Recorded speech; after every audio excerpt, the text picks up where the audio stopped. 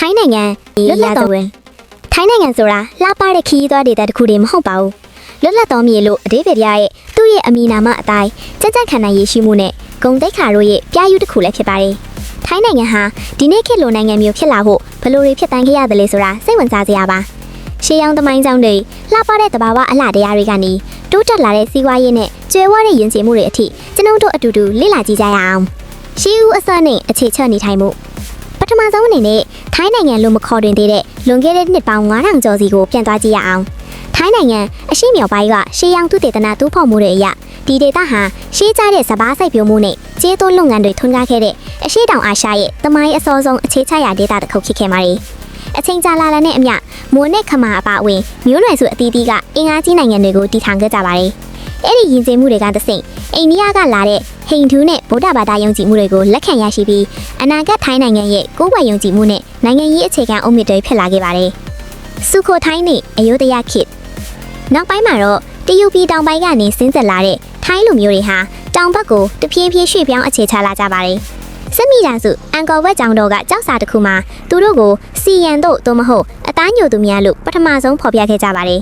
အဲ့ဒါဟာ CM ဆိုတဲ့အမည်ရမိဖလားခံရပါပဲ1938ခုနှစ်မှာထိုင်းကောင်ဆောင်တအူးကခမာတို့ရဲ့လက်အောက်ကနေရွန်ထွက်ပြီးစုခိုထိုင်းနိုင်ငံကိုတည်ထောင်ခဲ့ပါတယ်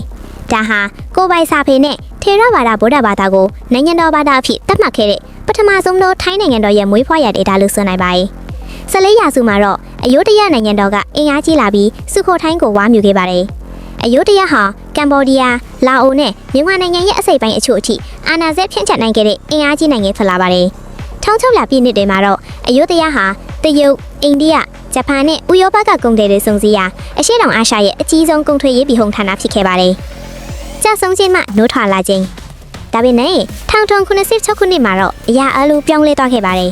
မြန်မာစစ်တပ်ရဲ့တိုက်ခိုက်မှုကြောင့်အယုဒယမြို့တော်ဟာပြပုံအသည့်ဖြစ်ရခဲ့ပါတယ်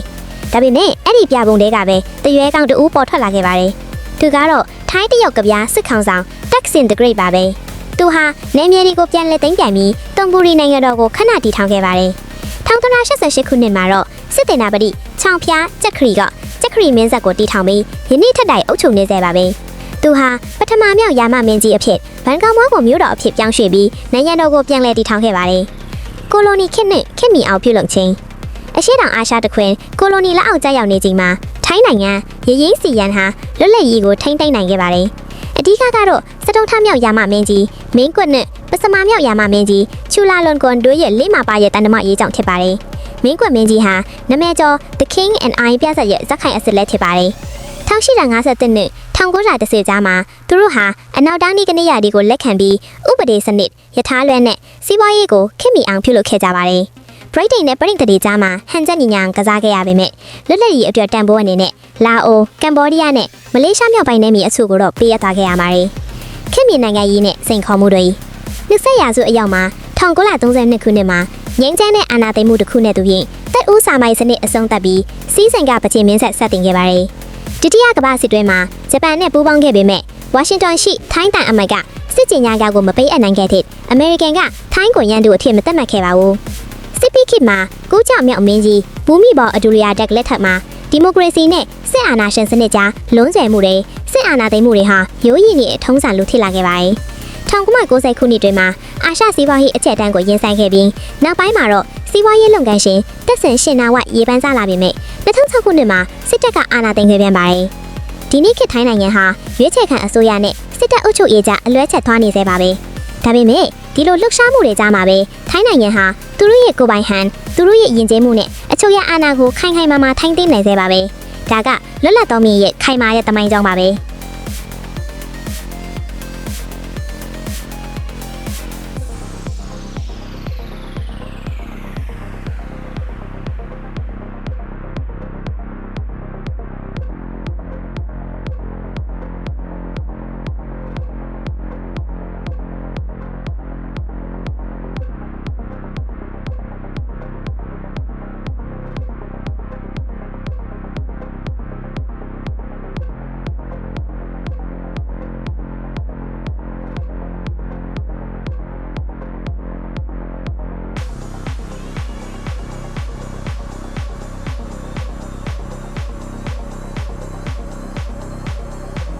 ထိုင်းနိုင်ငံဆိုတာလှပတဲ့နိုင်ငံတစ်ခုတည်းမဟုတ်ပါဘူး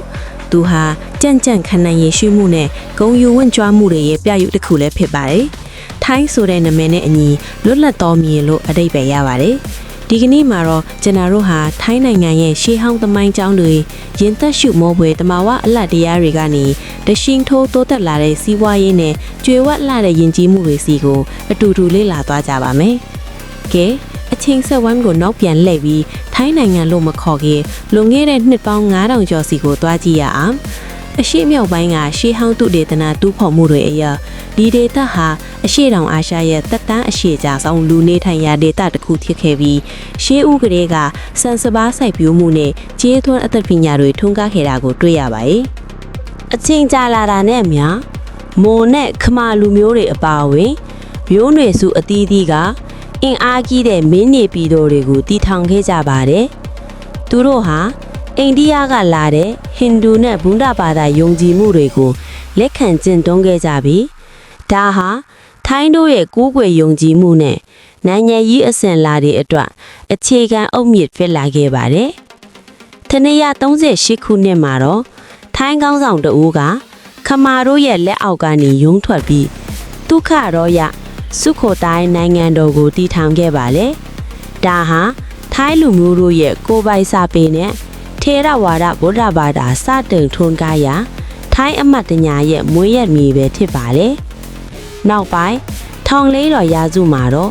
အယုဒ္ဓယနိုင်ငံတော်ပေါ်ထွန်းလာပြီးအင်အားကြီးမားတဲ့ကုံတော်ရေးဗဟာဌာနထစ်လာခဲ့ပါတယ်။ဒါပေမဲ့1869ခုနှစ်မှာတော့စစ်မီးတောင်ကြောင့်အယုဒ္ဓယမြို့ကြီးပြာပုံအတိထိခဲ့ရပါတယ်။ပျက်စီးသွားတဲ့အယုဒ္ဓယရဲ့ပြာပုံထဲကနေထိုင်းတရုတ်ကဗျာစစ်ခေါင်းဆောင်နရဲစွမ် Thaksin the Great ကနိုင်ငံကိုပြန်လည်စုစည်းခဲ့ပါတယ်။1080ခုနှစ်မှာတော့ Chakri မင်းဆက် Chakri Dynasty ကိုတည်ထောင်ခဲ့ပြီးဘန်ကောက်မြို့ကိုမြို့တော်အဖြစ်သတ်မှတ်ခဲ့ပါတယ်။ထိုင်းနိုင်ငံရခင်စရမ်းမြစ်ထူးခြားချက်ကတော့အရှေ့တောင်အာရှမှာနေချဲလက်အောက်မကျရောက်ခဲ့တဲ့တခုတည်းသောနိုင်ငံဖြစ်တာပါပဲ။ဒါဟာတတိယမြောက်ယာမမင်းနဲ့စဒုထမြောက်ယာမမင်းမောင်ကွတ်တို့ရဲ့လိမ္မာပါနတ်တဲ့တန်တမန်ရေးရာကျွမ်းကျင်မှုတွေကြောင့်ခဲ့ပါတယ်။သူတို့ဟာအနောက်တိုင်းနည်းပညာတွေကိုလက်ခံပြီးဥပဒေစနစ်နဲ့စီးပွားရေးကိုပြုပြင်ပြောင်းလဲခဲ့ကြပါတယ်။ထိုင်းနိုင်ငံရဲ့မြေပုံကိုကြည့်ရင်ပုတ်စိန်ပုံသဏ္ဍာန်နဲ့တူပါတယ်။စုစုပေါင်း area စတုရန်ကီလိုမီတာ9သိန်းကျော်ကျယ်ဝန်းပြီးဒေသကြီး6ခုခွဲခြားထားပါတယ်။မြောက်ပိုင်းမှာတောင်တန်းတွေထူထပ်ပြီးအမြင့်ဆုံးတောင်ဖြစ်တဲ့ဒွိုင်းအင်တနွန်တီရှိယာဒေသမှာအလဲပိုင်းမှာစန်အိုးလိုတင်ဆိုင်ရလောက်အောင်မြေဩဇာကောင်းမွန်ပြီးဘန်ကောက်မြို့တည်ရှိပါတယ်။အရှေ့မြောက်ပိုင်းအီတန်မှာရင်ကျွေးမှုကျွေဝါပြီးလာအိုးလွှမ်းမိုးမှုရှိတဲ့ဒေသမှာတောင်ပိုင်းမှာကဘာကျော်ဖူးခတ်နဲ့ဖိဖိကျွန်းတို့လိုရင်းသက်ရှုမောဖွယ်ပင်လယ်ကမ်းခြေတို့ရှိရာဒေသဖြစ်ပါတယ်။ယနေ့ခေတ်မှာထိုင်းနိုင်ငံဟာအင်ဒိုနီးရှားပြီးရင်အရှေ့တောင်အာရှရဲ့ဒုတိယအကြီးဆုံးစီးပွားရေးအင်အားစုဖြစ်ပါတယ်။ကမ္ဘာအဆင့်မီကားထုတ်လုပ်မှု electronics နဲ့စိုက်ပျိုးရေးထုတ်ကုန်ယာဘာဆန်တစ်သီးတွေမှာဦးဆောင်နေပါတယ်။အထူးသဖြင့်ခရီးသွားလုပ်ငန်းဟာနိုင်ငံ GDP ရဲ့အဓိကမနိုင်ဖြစ်ပြီးနှစ်စဉ်တန်းရချီတဲ့ဧည့်သည်တွေကိုဆွဲဆောင်နေပါတယ်။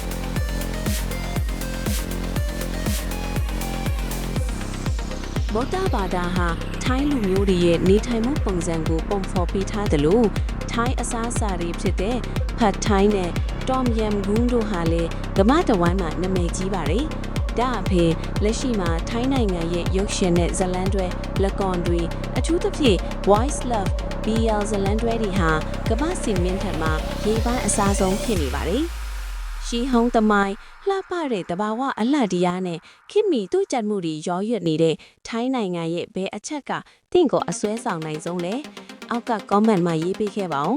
အခုလိုကြည့်ရှုပေးတဲ့အတွက်ကျေးဇူးတင်ပါတယ်နောက်ထပ်စိတ်ဝင်စားဖို့ကောင်းတဲ့ဗီဒီယိုတွေမှာပြန်တွေ့ကြရအောင်ထိုင်းနိုင်ငံစီးပွားရေးအရှင်ဟုန်နဲ့တက်ကြွသောယဉ်ကျေးမှုစီးပွားရေးအခြေအနေအခုဆိုရင်ထိုင်းနိုင်ငံရဲ့နိုင်ငံရေးကိုရွေးကောက်ခံတာဝန်ရှိသူတွေကစီမံခန့်ခွဲနေကြပြီဖြစ်ပါတယ်။ထိုင်းနိုင်ငံရဲ့စီးပွားရေးကိုကြည့်မယ်ဆိုရင်တော့တိတာထင်ရှားရဲ့အတွင်းကူးပြောင်းမှုတွေကိုမြင်တွေ့ရမှာပါ။အခုဆိုရင်ထိုင်းနိုင်ငံဟာအင်ဒိုနီးရှားပြီးရင်အရှေ့တောင်အာရှမှာ ဒုတိယအကြီးဆုံးစီးပွားရေးအင်အားစုထက်နေပါပြီ။လူဦးရေ80တန်းကျော်ရှိတဲ့ဒီနိုင်ငံဟာဒေသရင်းဖွံ့ဖြိုးတိုးတက်မှာအဓိကအခန်းကဏ္ဍကပါဝင်နေပြီးကမ္ဘာ့ဘဏ်ရဲ့သတ်မှတ်ချက်အရအထက်အလယ်အလတ်ဝင်ငွေရှိတဲ့နိုင်ငံအဆင့်မှာရှိနေပါရဲ့။တခြားနိုင်ငံတွေလိုပဲကပ်ရောဂါကာလအတွင်းမှာစီးပွားရေးထိခိုက်မှုရှိခဲ့ပေမဲ့အခုတော့တဖြည်းဖြည်းပြန်လည်ဦးမော့လာနေပါပြီ။2024ခုနှစ်မှာ GDP တိုးတက်မှုနှုန်း3%ဝန်းကျင်ရှိခဲ့ပြီး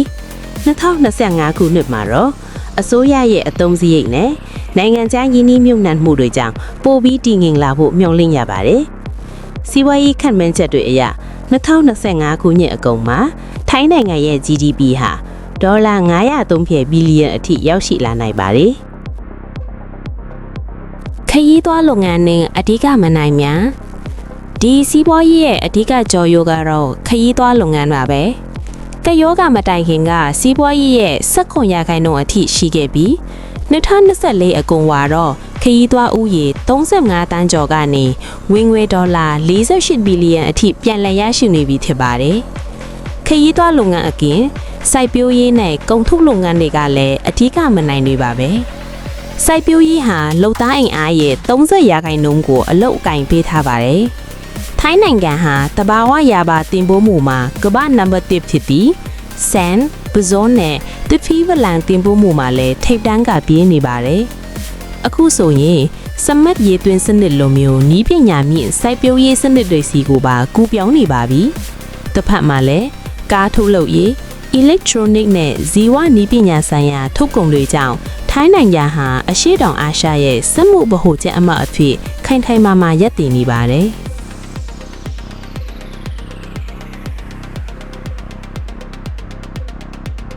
ထိုင်းလူမျိုးလူရဲ့ဝိသေသကိုနားလည်ဖို့ဆိုရင်သူတို့ရဲ့ကြွယ်ဝတဲ့ယဉ်ကျေးမှုကိုလေ့လာရပါမယ်။လူဦးရေရဲ့90%ဟာပုံကြပါဖာကိုကိုးကွယ်ကြပြီးဖျားကြောင်းကန်သွာလာနာနဲ့ပွဲတော်တွေဟာသူတို့ရဲ့နေ့စဉ်ဘဝမှာအရေးပါပါတယ်။ကြောင်ပိုင်းဒေသမလေးရှားနယ်စပ်မှာတော့အစ္စလမ်ဘာသာဝင်3သန်းခန့်ရှိလို့ယဉ်ကျေးမှုအရပိုပြီးစုံလင်စေပါတယ်။ထိုင်းယဉ်ကျေးမှုဟာထမင်းဝိုင်းတွေမှာပိုပြီးတော့တည်တာပါတယ်။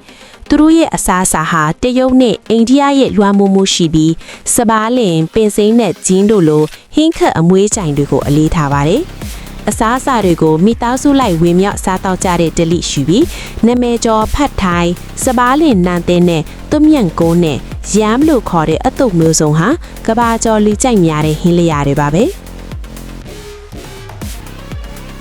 ပိုးထည်နဲ့ဖြို့ဖြည်ရေးကန္တထိုင်းနိုင်ငံရဲ့နောက်ထပ်အမွေအနှစ်တစ်ခုကတော့ပိုးထည်ထုတ်လုပ်ငန်းပါပိုးဆက်ရွက်ကျွေးပြီးမွေးမြူထားတဲ့ပိုးအိမ်တွေကနေလှော့ပတဲ့အဝတ်အထည်တွေကိုဖန်တီးကြတာဖြစ်ပါတယ်ဒီပိုးထည်တွေဟာဒေသတွင်းတင်မကဘဲပြင်သစ်နဲ့အမေရိကန်လို fashion လောကတွေအထိနာမည်ကျော်ပါတယ်ဒါအပြင်ထိုင်းနိုင်ငံရဲ့အမှုပညာဖန်တီးမှုတွေဟာလည်းကမ္ဘာအဆင့်နာနေရလာပါတယ်ထိုင်းဇလန်တွေလက်ကုန်းတွေဟာအရှိတောင်အာရှတခွင်ထန်ရည်ပန်းစားပါတယ်